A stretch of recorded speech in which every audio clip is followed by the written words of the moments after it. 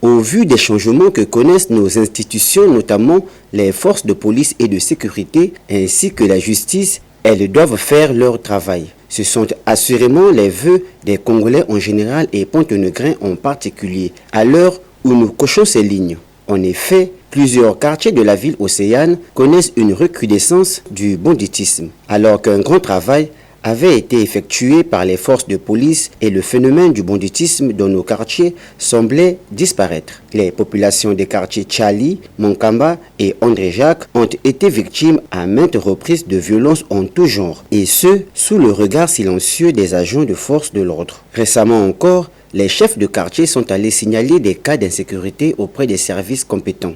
Seulement, rien n'a toujours été fait. Il faut dire que les populations sont victimes de vols à l'arme blanche, braquage, vente et consommation des stupéfiants. Non sans manquer d'intimidation, violence psychologique par des indélicats. Ces malfrats qui opèrent de jour comme de nuit, dont la pénombre affirme ne pas avoir peur de la prison. Pour ces derniers, être incarcérés ne serait qu'une simple étiquette, car faut-il dire qu'ils sont sûrs de toujours être libérés. Quelle audace! Comment peut-on mépriser la justice de notre pays à ce point? Il serait temps que les autorités démontrent de quoi ils sont capables, au risque que les populations pensent que cette problématique d'insécurité soit entretenue par ces derniers.